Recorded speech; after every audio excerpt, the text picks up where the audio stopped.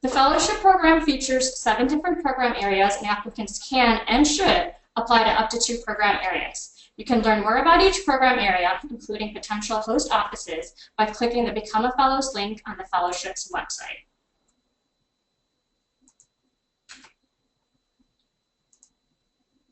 Eligibility requirements for the fellowship include holding U.S. citizenship and a doctoral level degree in the science or engineering fields. Applicants with a master's in engineering and 3 years of professional experience are also eligible to apply to the program. You should visit the fellowship's website for full details about eligibility requirements, the fellowship experience, as well as the application process. And now I'd like to introduce the fellows that will be joining us on today's chat. Our first fellow is Arul Thangavel. Arul is a fellow at the State Department in the Office of U.S. Foreign Assistance Resources in their Policy Analysis branch. In this office, Arul helps manage foreign assistance resources for the State Department and the U.S. Agency for International Development to help advance U.S. foreign policy, development, and national security priorities. Prior to his fellowship, Arul was an internal medicine physician and global health researcher. Arul holds a medical degree from the University of California, San Francisco.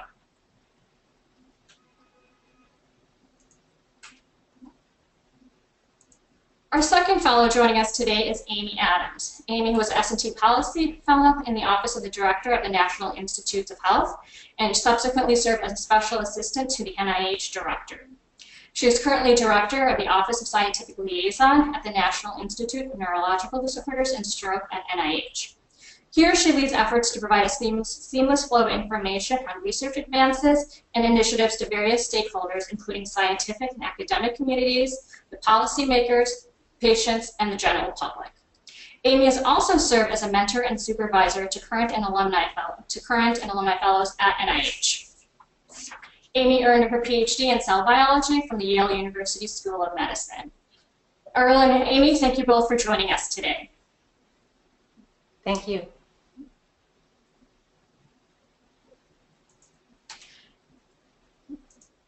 So this is your chance to ask questions and hear from Arul and Amy as they discuss their policy and their fellowship experience, the professional objectives in applying to the fellowship program, and the impact of the fellowship on their career paths. You can submit a question at any time by clicking the question box and typing in your question there. Please try to keep your question short and either direct to the whole panel or a particular individual, and we'll try to get to as many questions as possible today.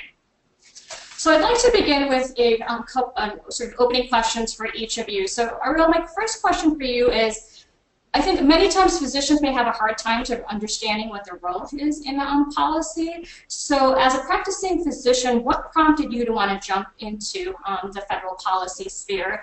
And then can you also speak maybe a little bit broadly about sort of the impact and contributions that physicians can have in federal policy? Sure. Can you guys hear me okay? Yes. Great.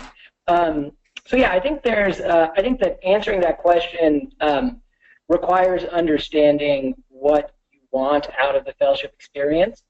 My background is in global health, and I specifically understood that there is a hole in the way that academics approach global health that doesn't necessarily take into account larger policy perspectives that really may have a larger impact on health than the projects that we did, for example, at UCSF. So I wanted to understand how the policy world worked and how global health is funded, and how we choose what we as a global community prioritize in global health. So I thought this was a unique way to get at that. In terms of why physicians should do this fellowship or any policy at all, I think it's kind of an interesting question because, back in the day, I don't know exactly when that day is, but back in, at least not today, physicians were much more involved in both policy as well as politics, and they held, I think, a larger leadership role than they do now. Physicians can still have that, but as if there are any physicians watching, as you know, physicians tend to be overworked, and they have a lot to think about and don't have enough time to devote to policy. But our natural scientific instincts really come into play when we're helping out with policy, even if it's not necessarily related to health policy. My portfolio does not just incorporate health policy, but it also does a bunch of other things. So I think that it can be a very valuable and interesting experience that will take you out of your comfort zone of being a physician, but also will give you perspective in how policy is formulated and applied in a very practical sense. Great, thank you.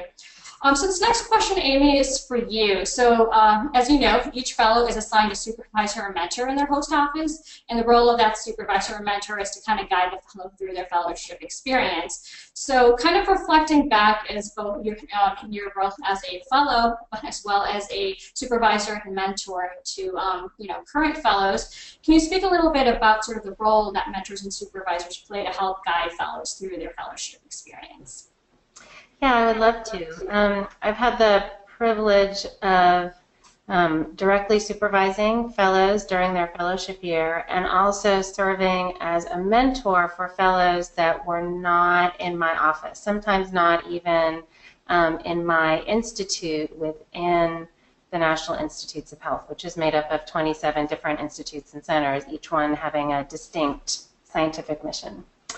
And I think it's very useful to think of the individuals slightly differently. So your supervisor is responsible for assigning you day-to-day tasks and working with you to think more broadly about what opportunities will help you grow professionally to meet the needs that they see both in their office and ideally in additional directions that they could see you moving at some point, whether it's within their office or not. I think that the fellowship program has a wonderful reputation, and the supervisors that I've had and that I've seen operate with fellows by and large are very eager in helping them develop professionally. But that interest is balanced, right, with the need to make sure that the fellow has a very productive fellowship year, and that at the end of that year has work products that they can point to help them advance in their career, whatever career direction they might like to go in. The mentor is somebody that is really just interested in you and your sort of overall career trajectory, and can really be somebody that you bounce ideas off of, that you look to for input and potentially additional connections to go out and explore broadly all the opportunities that are there before you during your fellowship year. I was very lucky to have a terrific supervisor and a terrific mentor, but my supervisor, as I have moved on in my career, has become more of a mentor. I moved into a different office, and now that's somebody that I can continue to reach out to, again, less now for the sort of immediate guidance, but more to think more broadly, what skills might I think about developing? What areas might I think about moving into? Who are people that are doing really interesting things that I should talk to, and how can I get to talk to that person and find out what their professional life is like? And I think both are very useful, and they feel a little bit fake at first. It's this formal thing, coming up to someone and asking them, will you be my mentor? It's sort of, it's not something that at least I did when I was working in the lab. It felt artificial. But it turns out that in the government, at least, this is a very common thing, that people would have mentors, that they sort of have that explicit relationship with. You will also have informal mentors, but there is a value to having a formal mentor, I think, in your professional life. Great, thank you. So I wanted to kind of turn over to some of the advanced questions that we got specifically for this chat. And I think a common question that we always get is, when people are thinking about the fellowship program, is sort of, what's a typical day like in the life of a fellow? Arul, I think I'll ask you that first. I know you hinted a little bit about your portfolio, but could you maybe talk a little bit about what you do, the types of projects and topical areas that you've had a chance to work on? Sure. the office that I work at the State Department is essentially is a budget wing and also a policy analysis wing that deals with the money that the U.S. government gives for development in any context, as well as humanitarian assistance to other countries around the world. So most of that money goes to U.S. aid, and some of that money goes to other places as well. In general, I work on two specific subject areas: the health area, because I had some expertise in that, and also humanitarian assistance, because I was interested in it and the opportunity arose to work on those issues.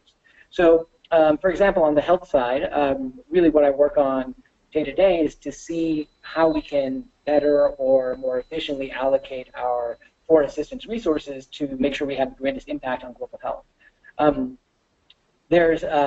As you can imagine, there's many different factors at play when you're trying to determine these allocations. Some of these factors are out of your hands; they're out of the federal government's hands, and some of these factors are potentially malleable. So it's a kind of it's interesting. It's kind of, you have to figure out what the scope of the problem is, and then you have to try to see what the levers are that you can use to contribute positively to find the best solution. I also work on a variety of other issues. Really, our office deals with foreign assistance and how foreign assistance interacts with foreign policy. So it requires understanding foreign policy goals and how specifically contributing U.S. dollars to the countries, how that's going to help advance foreign policy goals. Yeah, does that answer your question? No, yeah, that was great. Thank you. And Amy, I know it's been a few years since you were a fellow, but just sort of reflecting back on your fellowship experience, but also maybe thinking back in terms of a supervisor. So, what are the expectations of the day-to-day expectations of a fellow? Yeah, and I think what I was constantly surprised with when I was a fellow, and I think what the fellows that I work with now are often surprised by, is the range of different things, of different ways that you can contribute. And it really spans the gamut from doing things that you feel are way sort of below your skill set. I did a lot of developing agendas and scheduling meetings and Xeroxing. But you do also things that are well beyond what you consider feel like you're ready for. Like you draft the initial versions of funding opportunities for new award programs, or you talk about changing the policy on on new investigators, or something about a new research area. Why should we move in that area? You're there to help somebody get something done as a fellow, and because you don't have any preset territory, you are a very easy person to tap for a range of opportunities. And so my advice is just to not say no, and to do, be willing to give almost anything a shot. You can help somebody develop a model for the workforce. You can help somebody set up a workshop for 500 researchers. You can, there's a huge number of different ways that you can contribute and have new experiences. And, I have to say that even my willingness to Xerox was a big plus for my potential future employers, many of whom were directors of institutes at NIH, and the ones that I wanted to work for were the ones that were willing to stand next to me in Xerox too. So, it was a really, what you do on a day-to-day basis really varies, but I will say that I have always done a huge amount of writing. Whether that writing is just email correspondence, more formal memos, drafting position statements, editing someone else's documents. Now I write a lot of communication material. That I think is a common thread through my different positions. Great, thank you.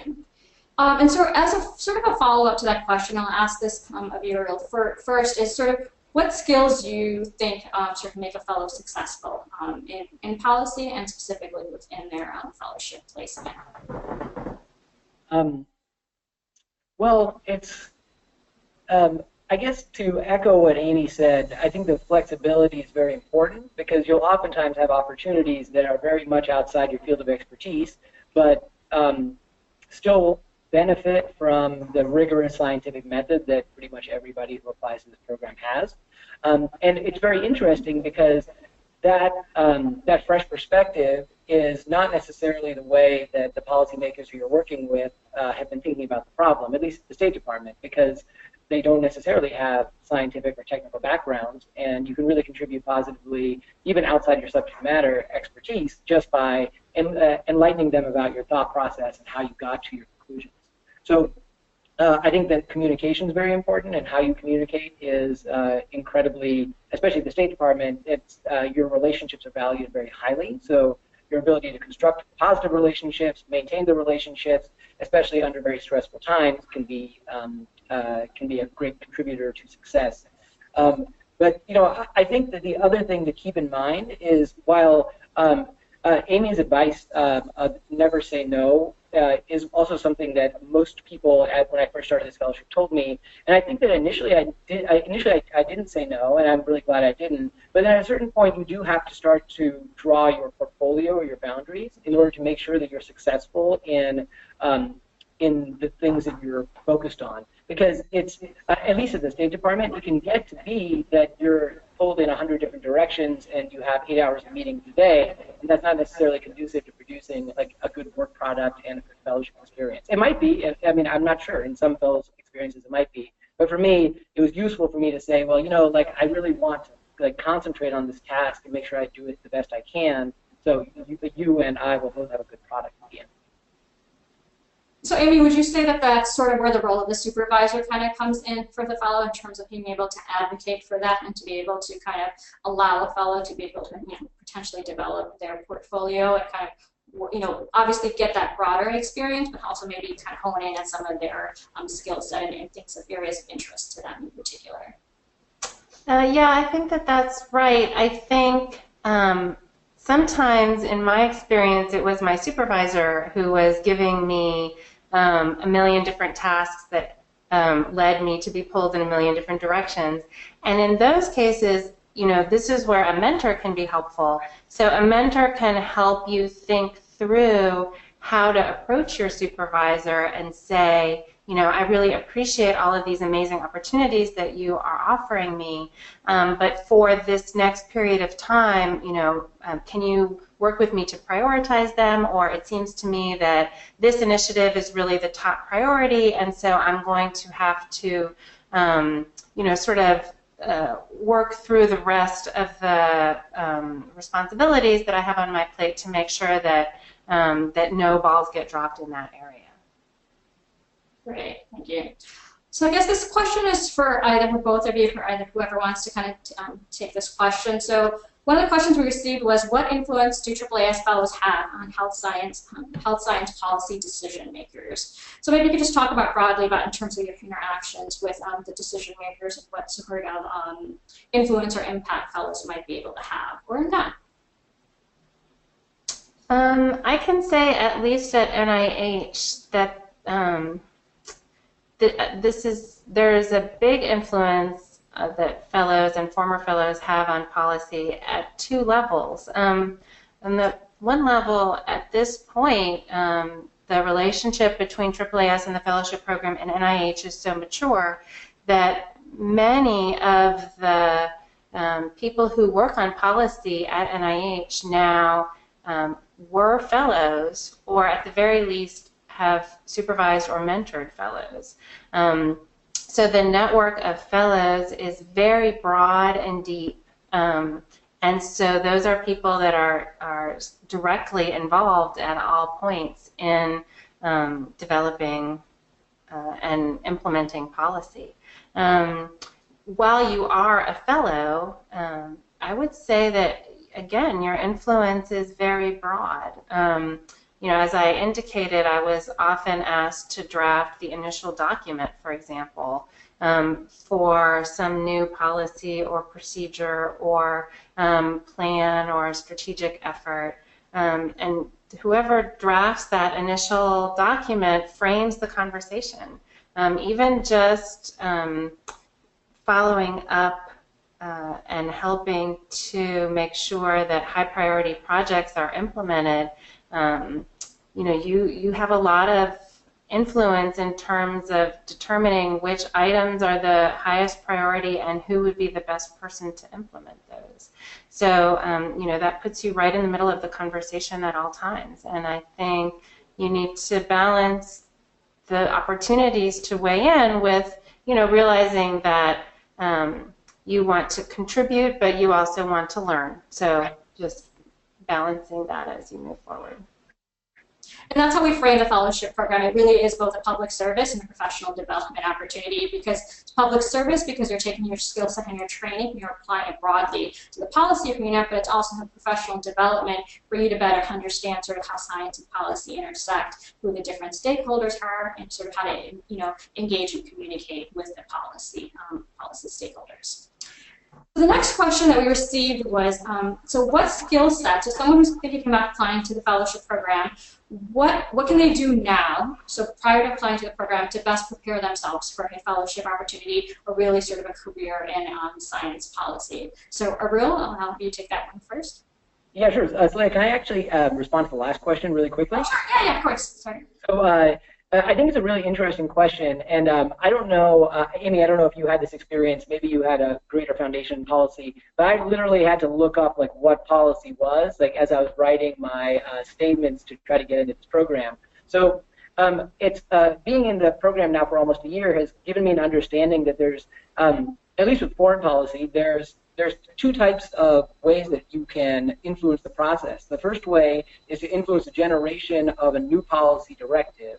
And that requires very senior leadership. And normally, the State Department, I think, is probably more hierarchical than most organizations. So really, the top level sets the priorities and the policies. And then it's really up to the State Department to then implement these policies to the best and most effective way that you can. So in that policy implementation piece, I think is where AAAS fellows can have a real impact, because the way that these things are implemented is highly dependent on the process that you choose, and the process is, I think, when it's driven by a scientific, logical mind, can have a very good outcome. So I think that there have been times or projects where I was like, I didn't even know that I was influencing policy, but in some way I was, because I was creating the scaffolding or the thought process or the logic model behind the approach to a problem. So I think that you will find a surprising amount of influence that you have, even if you didn't think that you were doing something that was influential. Great, thank you. So the question was, so how can scientists best prepare for a fellowship opportunity or career in science policy? So what should, for someone who may be still doing a Ph.D. or in a postdoc position, what should they be thinking about in terms of skill sets that they should be developing that would help them to sort of excel in this fellowship, and as well as just generally in science policy? So Amy, do you want to take that one? Oh, sure.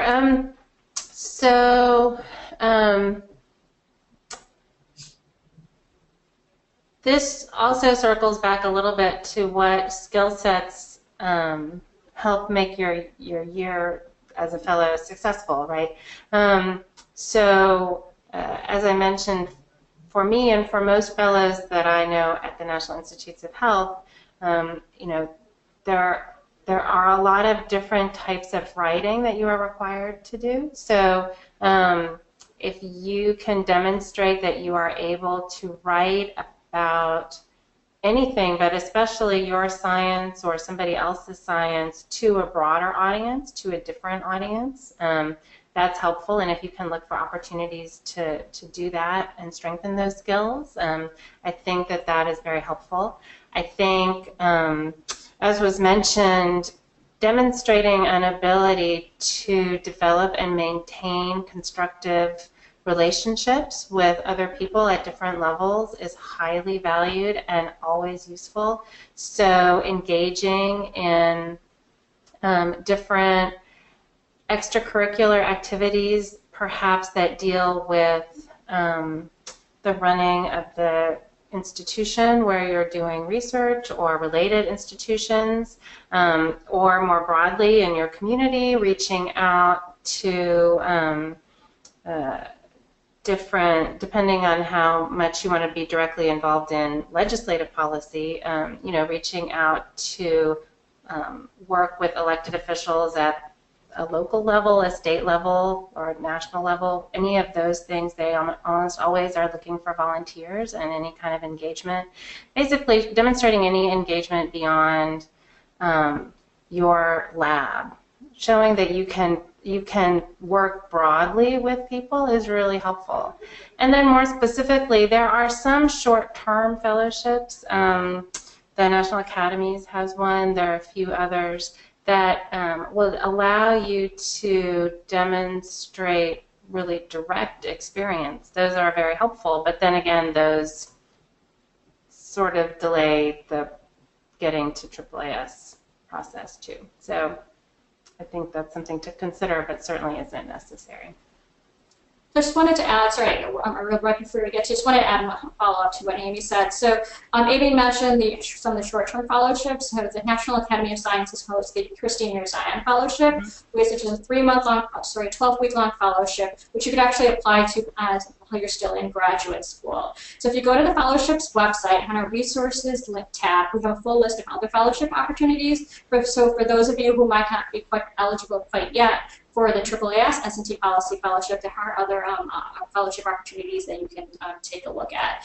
And then AAAS, in addition to this fellowship program, also offers a mass media fellowship, which focuses specifically on science communication. So for those of you who are thinking about that, who want to develop those skill set, I definitely encourage you to take a look at that. So Arul, what advice would you have in terms of this skill set to build? Yeah, I think that the skill set that is probably most useful is the skill set of a generalist, like if that makes sense. Like somebody who's able to switch gears, do something completely different than what they're normally used to, and then do it at a high level, applying the same scientific rigor you would apply to whatever field you're coming from. I have a feeling that most people who are applying to the program probably are generalists in some sense, where they have a general interest in things that are outside their area of expertise. Because this is not a traditional scientific program. But I think that having knowledge about how the world works in a different construct than what you're normally used to is probably the best advice I would give. And then there's specific skill sets like being able to run a meeting or being able to take the lead on a project, being able to take a project to completion. I think that I don't have a Ph.D., but I think that through the process of getting a Ph.D. that you will have many of these skills, and you'll just have to apply them in a different context. Great.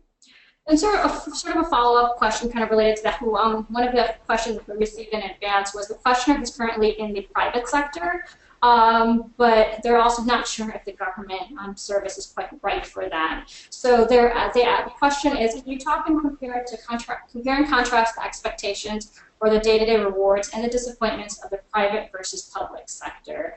I know, Amy, I'm not sure if you were, had experience in the private sector, but maybe you could kind of talk about versus the lab or sort of, a postdoctoral experience, and Arul, maybe you could kind of approach it from your experience, as an internal medicine physician. So, Amy, do you want to take that one first? Sure. So, one of the reasons that I applied for the fellowship is that, I was looking for different ways to contribute beyond just leading an academic research lab, and I watched The West Wing on my lunch break every day while I was writing my dissertation. And I was just inspired by the idea of public service, right? Of really, one of the reasons that I went into science in the first place was this idea that, I might not be able to save the world, but I could push back the boundaries of ignorance a little bit, right, in one area or another, and that was all for the greater good. And I think that the government, working for the government, for me and for many of my colleagues, really does fill you with that sense that you are part of this mission that is really important and good. I mean, the National Institutes of Health wants to help us learn and discover and make people healthier. And that's just, it helps you get up every day and do your job every day. And everyone that I know and that I work closely with works unbelievably hard and is unbelievably dedicated to that mission. There are day-to-day frustrations about working in the government that are absolutely true, and they are perhaps most clear when you're trying to apply to work in the government, which is a very unpleasant and regulation-bound process. But I'm sure that there are private sector places where you are equally inspired by our mission. But I just have to say that you know, there really is a sense that what you're doing is important, and important very broadly, and that's wonderful. Great. And Arul? Yeah, I think that, yeah, to echo those sentiments, I've been consistently and remarkably impressed by my colleagues' commitment to a vision and a set of goals that's higher than themselves and higher than self-interest, and really is about, you know, helping not only the United States but also other countries. And it's been pretty amazing how people can rally behind such a what can be a kind of vague proposition. But people really rally behind it, and I think it's pretty amazing. People are, in general, very thoughtful about the way that they approach problems and people in my department and the State Department as a whole. I think that the frustrations that occur in government are the same frustrations you would get in the private sector, and if the private sector had as many conflicts as the government. Like, you have a lot of people who are working here, and hence you have a lot of regulations. And one of the best like analogies I heard when I first started this fellowship is that, you know, the government is not supposed to be as nimble as a startup to move on a dime. The government is supposed to be really solid and supposed to take a lot to change things, and things do change, but if it was able to be changed very, very quickly, then perhaps it would be a little bit less stable. And I don't know how true that is, but what stuck with me was that, yeah, it is possible to achieve change in government, but you have to work long and hard at it, and it's a very consensus-driven approach. In the private sector, I've worked in the private sector before, and in the private sector, a strong personality or strong lead can entirely determine the flow of a group of people or a company. But that is not the case in government, really. I mean, it is in a sense, the policies come from people who are higher up than you, but if a policy doesn't have the ground level support, then it has less likelihood of succeeding. So that consensus-based approach and perhaps the slower movement of government in some ways can be thought of as a good thing, but definitely leads to frustrations. Like, you know, like, it's harder to get IT support in the government than it is in the private sector, because IT folks are paid more in the private sector. So there are frustrations you'll have to deal with, but I would say that a lot of those frustrations exist in many places. Great. And Amy, so I wanted to go back to a couple of questions kind of relating to, you know, the role of mentors and supervisors. So can you speak a little bit to how supervisors help the fellows acclimate to federal service? And then do the supervisors help the fellows sort of engage with offices that are outside of their, you know, post office or other offices at NIH, for example? So, you know, every supervisor is a little bit different, but I can certainly talk to my experience with my supervisor and my experience supervising people. You know, there is a definite period of acclimation. It is a totally different language when you first start working in government. There are acronyms for everything, and people use them like they're normal words. And there's a lot of different things going on all the time. This isn't unique to government, but it is a lot for a new person to absorb. So, you know, what my experience was and the experience that I try to give to new fellows is, initially there's a period of predominant shadowing where you just sort of go to a huge number of meetings and you have responsibilities in those meetings and you have responsibilities outside of those meetings. But, initially for the first couple weeks, there's a lot of your time is spent just sort of listening and watching and observing and adapting and making sure that the fellow and the supervisor have an opportunity to touch base repeatedly. Does that make sense to you? This is why this person reacted this way to this request. Are there things that you didn't understand? Are there words that didn't make any sense, etc.? And so just to sort of give somebody a little bit of time to sort of assimilate a little bit to the culture and to the language that is around you. And also to give advice. So when I was a fellow, I was the first fellow in the immediate office of the NIH director, and it was sort of an experiment. And so I was very grateful that my immediate supervisor was very helpful in telling me things that I might not have guessed, like that it's very important who is on the to line and who is on the CC line of an email, and when in doubt, alphabetize the names because people are going to look for how you rank them on that email. Just little things like that seem minor but can go a long way and not unintentionally ruffling any feathers. And then just quickly in terms of thinking about opportunities to work with other offices, I try very hard to encourage fellows in my office to go on a lot of informational interviews, and in fact I insist that they put it on their performance plan and that that's part of their development plan and stuff like that. But I also look for opportunities for them to work on cross-cutting projects and, if possible, to maybe even do a small detail during their fellowship, working on a project with somebody else, on something ideally that's sort of tangentially related to what my office is doing, but not necessarily. I mean, really, the fellowship year it's a fellowship. It's not an employment, and so the goal really is to make sure that at the end of that year, you're the person who was a fellow in your office had a broadening experience and learned a lot.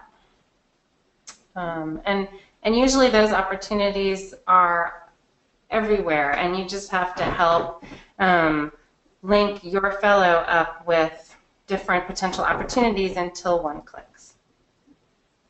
And so I just wanted to add something to what Amy mentioned. So she had mentioned that fellows have a performance plan. So all the AAAS fellows are required to draft an impact plan. So what that plan does is to outline sort of your personal and professional goals for your fellowship year, and that's something that you do in coordination with a mentor or your supervisor at your host office. And all the fellows also have a project manager that's assigned to you at AAAS to help guide you through your fellowship experience and help you to develop that impact plan and ensure that you're meeting your personal and professional development goals for the fellowship. So another question that we received was sort of how does the fellowship fit into your long-term career goals? So Arul, I'll pose this to you first, since you're a current fellow and you're currently going to be renewing for a second year. Can you speak a little bit about how you see sort of the impact of this fellowship in your long-term career goals? Yeah, sure. I think for me, I always knew that I would need to go back and practice medicine because I really enjoy it, and I felt a strong calling to go to medical school. So I will probably, after this fellowship experience, go back into academic medicine, but I think I'll do so with a much greater appreciation of how the global health infrastructure works and how the policy world works and how foreign relations work from the U.S. side at a much greater level. So I think I probably will go back to academics, but that is not necessarily for the academics of it, but more because I have this other passion of mine, which is to practice medicine and teach medical students and residents. And Amy, sort of posing that same question to you. Obviously, you've been out of the fellowship for a few years, and you're in your career path. But kind of looking back, what do you see sort of as the impact of the fellowship in terms of where you are now, and sort of maybe where you'd like to be in a few years from now? Yeah, no, the fellowship absolutely was pivotal in giving me the opportunities to work in the offices that I worked, and because of the strong reputation that the fellowship has, there was also eagerness among many of the other senior leadership at the National Institutes of Health to work with me on different projects, and that paved the way for subsequent professional opportunities.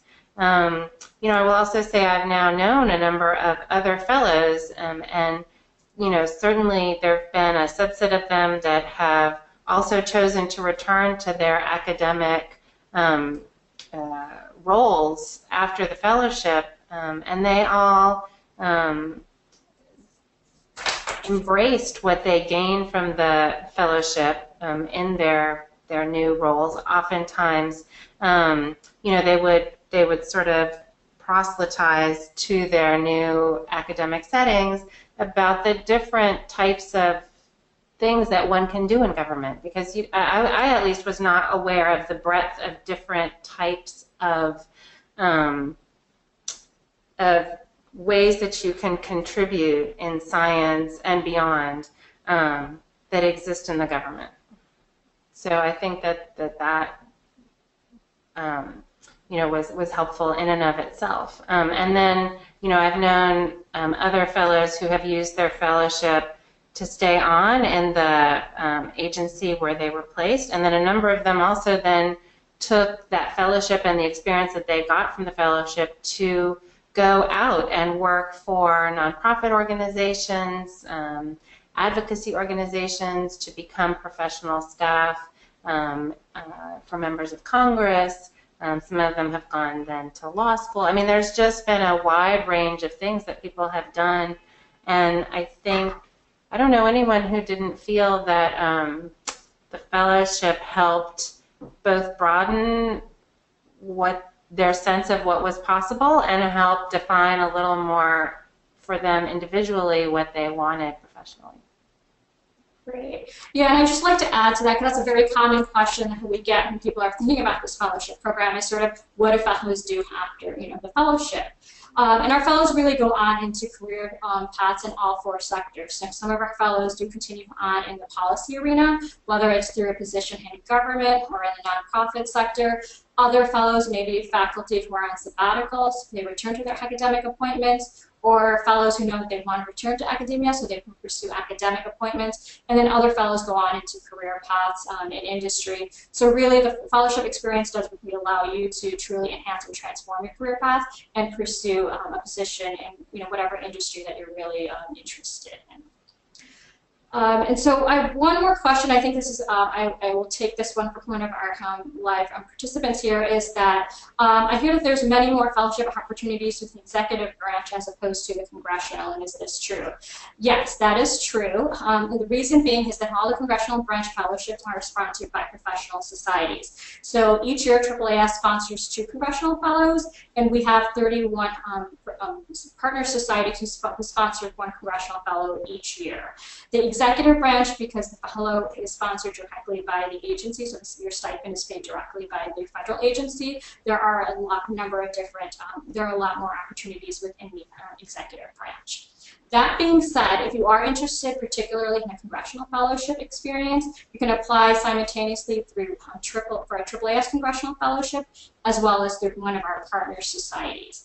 For partner societies, if you apply through them, their application deadline, eligibility requirements, and review process is all handled separately. But if you are selected to be a partner society congressional fellow, you are part of the larger class of AAAS fellows. Okay, so another question that just came in is, and maybe Amy, you could kind of, or actually both of you I think could answer this, is did you face any challenges during your transition to becoming a fellow? So Arul, because you're a current fellow and it's much more currently happening to you, so could you maybe speak to that a little bit, some of the challenges that you faced transitioning to fellowship? Sure. There weren't any real really, I think the biggest challenge for me was logistics, because I was moving from California out to the East Coast, which can be quite expensive. I know that some programs, I think that some of the fellowship opportunities also allow for a relocation stipend. Mine did not, but it wasn't that bad. And then, finding a place to live and doing all those things, just moving to a new city can be somewhat stressful. But I must say that Washington, D.C. is a really wonderful place to be, and even though it's stressful to move here, so many people move into and out of D.C. all the time that there's a very vibrant community for you to take part in once you're here. In terms of professionally, it was after coming from residency and working consistently at least 80 hours a week, this was a much easier job for me to do, because even if I was working 50 hours a week on a really tough week, it was I had a lot more free time. So I didn't find the transition to be all that difficult. I guess we had Snowmageddon this year. That's very different than Californian weather. But again, it's a transient thing. It wasn't that bad. And Amy, is there anything you'd like to add to that? I think that the part that I found challenging actually was something somebody alluded to during orientation. So AAAS offers an orientation the first couple of weeks during our first fellowship year. And one of the fellows there made this point too, and it has stuck with me because it was, for me at least, so very true. I had a tendency, and I still struggle with the tendency to try to create a perfect work product. And in academic science, you have a lot of control over what you're doing. It's sort of you and your project and you and your paper, and while certainly you work with your supervisor, you work with your collaborators, etc., you have a lot of individual ownership, and you can sort of set the pace. In the positions that I've had, at least both as a fellow and since then, there are events that are happening, there are meetings that are happening, there's a timeline that has to be met, and you have to do the best you can to produce a document and turn it over to the next person who's going to then take it and edit it, add to it, etc. So, it is an adjustment that you are part of a larger team, but that was fabulous. But what was hard for me was turning over a document that was still what I would consider a draft, not perfect, right? But you just don't have time. You don't have time to sit on something until it's just perfect. And so during the orientation, one of the former fellows, I think, who now works somewhere, said, he had a big meeting and had a fellow working for him who brought him a briefing memo that was absolutely perfect, and he thanked her for that, but he said, the meeting was yesterday. So this isn't helpful to me. And so that's just the way it is. You have to just be able to do your best and let it go. And that's an adjustment. It's a good skill to develop, but for me, that was a challenge. Great, thanks. And then another question that we just got, and I think Arul, you kind of touched on this a little bit, but maybe Amy, you can speak to this, is sort of, can you speak to the issue of work-life balance during the fellowship and expectation for work hours? I know, Arul, for you, it seemed like the fellowship was fewer hours, and you're going from 80 to 50 hours. But I don't know if there's anything else you wanted to add, or Amy, maybe you could kind of speak to that in terms of fellows at NIH and maybe some of the expectations with regards to hours and work-life balance. I think, that coming from an academic lab environment, which is much less regimented, certainly, than a residency program, but still, you sort of always feel bad when you're not in lab doing your experiment, because somebody else could always be doing it, and you could get scooped at any moment, right? There's always that kind of threat. So it is kind of disorienting, but nice to come and work somewhere where people, they leave, and like on federal holidays, you are not expected to work. Like, there's no expectation that you come in to work, and in fact, often your building is closed. And that is very different, and that's nice. Now, that doesn't mean, right, that there aren't times when you have to work really hard and really late and work on weekends and work on a holiday because something is due that has come up that you know, sort of your deliverable just has to happen. I mean, you know, that happens, and there's that expectation that you will step up whether you're a fellow or an employee. But you have a lot more opportunities for balance, and that has been welcome for sure. And there's a lot more, at least at NIH, explicit acknowledgement that balance is important. That doesn't mean that you aren't committed to your job. Arul, is there anything that you wanted to add to that? Yeah, no, I would totally agree. I mean, yeah, I was like, I'll give you a story. You know, in residency, everyone gets sick, right? But like when I would get sick as a senior resident, I was managing a team, then I would still have my phone on, and even though I wouldn't come in to the hospital because I wouldn't want to get other people sick, I would routinely take phone calls from my medical students or my interns, like if they had questions for me. It's like you weren't allowed to really be sick. I mean, you were allowed to. They told you to stay home, and you didn't have to keep your phone on, but you feel a responsibility to do that. But you know, at the State Department, I thought this was a really sweet gesture. One day I was sick, and I was staying home, and I was still checking my BlackBerry just in case an important email came through. And then the next morning, my supervisor had sent me an email, and it was about like a routine question. But she said, you know, let me know if you get this because I timed it to send to you tomorrow morning because I wanted to let you be sick for the day. And I thought that's a really sweet thing, you know, like people care about your health, and you have sick days, and it's not the end of the world if somebody else has to take over that memo for you. At least that's how it is in my office. So I found I've had more than ample time to explore Washington, D.C., make new friends. It's like but, you know, again, I was coming from a pretty stressful place. So I'm not sure if that's the experience for everybody, but I talked to other fellows, and they, too, find the work-life balance to be totally manageable. Great, thank you. So we're nearing the end of the hour here, so I want to wrap up, but before we do so, I wanted to first of all thank Arul and Amy. I think this has been a really great conversation, and I hope the audience found this session to be very helpful. So before we wrap up, I wanted to ask each of you sort of parting advice do you have for someone who's considering the AAAS S&T Policy Fellowship program, as well as just any broad advice generally for those who might be considering a career path or just taking an extension, if you will, into the science policy arena. So, Amy, what advice would you have for someone who is considering the fellowship program or just considering opportunities in science policy?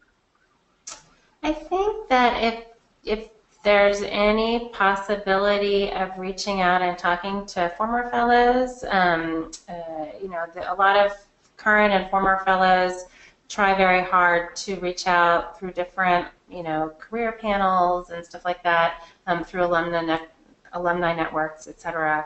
I think it would be good to talk through with somebody more specifically what their experience was like, understanding that each experience is a little bit different, and to get a sense really about whether those are opportunities that would really excite you. But I think if you're convinced that it's something that you would really enjoy, I would say just go into it with a pretty open mind. Don't feel that because you did your research in stem cells and you've got a long-standing interest in stem cell policy that you have to work on stem cell policy or you can't possibly have a good experience.